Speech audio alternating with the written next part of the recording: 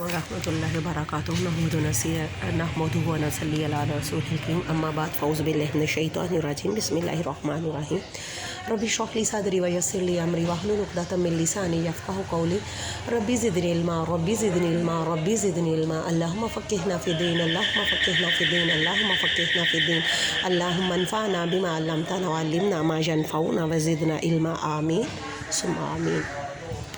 जी, हमने बिस्मिल्लाह के बारे में पढ़ा। हमने तो उस तरह की डिटेल बयान की ही नहीं, उस तरह का पढ़ा ही नहीं जिस तरह इसका हक़ है, क्योंकि थोड़ा थोड़ा अगर आप इस पे बोलना शुरू हो जाए तो बिस्मिल्लाह पे ही पूरा दिल लग जाए, लेकिन थोड़ी सी तफसीर के साथ और थोड़ा सा उसके साथ इसके फ़वाइद के साथ इसे पढ़ रहे हैं कि हमें थोड़ी सी समझ आ जाए।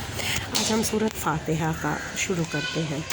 अल्हम्दुलिल्लाहि रब्बिल आलमीन। अल्हम्दु अल तमाम, हम तरीफ़े लिल्ला अल्लाह ही के लिए हैं, रब्बिल आलमीन जो तमाम जहानों का रब है। जब किसी चीज़ के साथ अल स्टार्ट पे अलिफ लाम शुरू में लफ्ज़ के लग जाता है तो वो ख़ास बन जाती है, आम को ख़ास कर देता है। अब अल्हम्दुलिल्लाहि रब्बिल आलमीन, सब तरीफ़े अल्लाह ही के लिए हैं। क्यों अल्लाह ताला के लिए तरीफ़े हैं सारी? इस वजह से रब्बिल आलमीन, वो तमाम आलमीन का रब है, क्योंकि मालिक ही वो है पूरे जहां का। तो फिर तारीफ़ तो फिर उसी की है, क्योंकि जिसका कुछ होता है उसी की तारीफ़ की जाती है। एक आम सा इंसान होता है तो अगर उसकी थोड़ी जायदाद और इस तरह होता है तो हम उसके पुल बांध देते हैं कि तारीफ़ों के, उसके पास इतना है, ये है, वो है, और उसकी बड़ी जी कदरें, और ये अगर वो आए तो वो थोड़ी सी जायदाद का मालिक है, उसके पास थोड़ा सा दुनिया का हकीर सा, लेकिन वो रब जिसका मुकाबला कोई नहीं कर सकता। अल्हम्दुलिल्लाह, सब तरीके रब्बिल आलमीन, उस रब के लिए जो तमाम जहानों का मालिक है। अब तारीफ़ क्यों करें हम उसकी? उस रब की तारीफ़ करने की रीज़न क्या है? क्योंकि वो रब्बिल आलमीन है, तमाम जहान है ही उसका, हम तारीफ़ करेंगे। समझ आई? हमने उसी की तारीफ़ करनी है, किसी और की क्यों? हम उसी की इबादत करेंगे, उसी के आगे अपना सर झुकाएंगे, उसी से हम मदद तलब करेंगे। और अल्लाह ताला ने जो हमें सिखाया, अल्लाह ताला ने खुद से हमें सिखाया, मुझसे मेरी तारीफ़ इस तरह करो। मेरी क्यों तारीफ़ करनी है? क्योंकि मैं सारे जहां का पालने वाला हूँ, मैं आलिम हूँ, रब्बिल आलमीन, सारे आलम का रब हूँ। रब कौन होता है? जो ज़र्रे से कमाल तक पहुँचाता है, तो सारे जहां का रब है, तो उसी की तारीफ़ है ये सारी।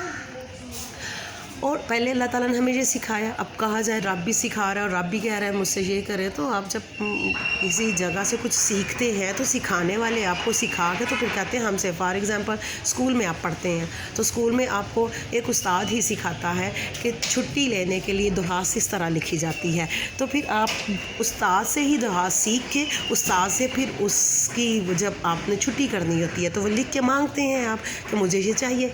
इसी तरह अल्लाह ताला ने हमें ये सिखाई दुआ, ये दुआ है, अल्लाह ताला ने ये सिखाई हमें, और उसके बाद आप अल्लाह ताला ही से इस तरह मदद मांगते हैं और अल्लाह ताला से करते हैं। अल्लाह ताला ने सारा कुछ हमें सिखाया है।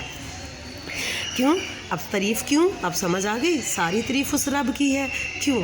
और रब्बिल आलमीन है, तमाम आलमीन का रब है। और रब किसको कहते हैं? जो ज़र्रे से कमाल तक पहुँचाता है। हम कुछ भी नहीं, लेकिन उसके करम की वजह से अल्लाह ताला ने हमें कहाँ से कहाँ पहुँचा दिया।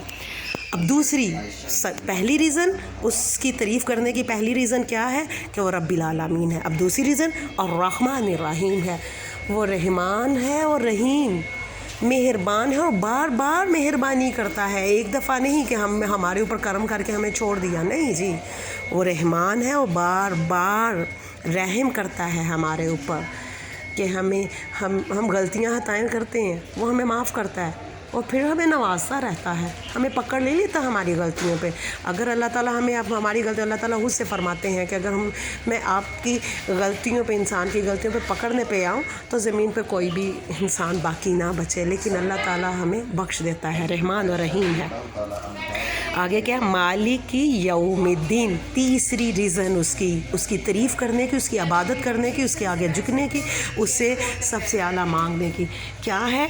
मालिक यौमिद्दीन, کہ وہ مالک ہے قیامت کے دن کا۔ اب کیوں ہم اس کی عبادت کرتے ہیں، کیوں اسی سے مانگتے ہیں کہ اس کے ساتھ کسی کو شریک نہیں کرتے؟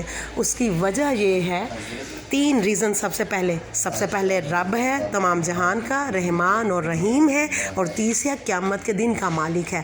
قیامت کے دن کسی کا زور نہیں چلے گا، کوئی بھی کسی کا زور چلے گا ہی نہیں۔ انبیاء سارے کے سارے انبیاء کھڑے ہوں گے اس رب کے سامنے۔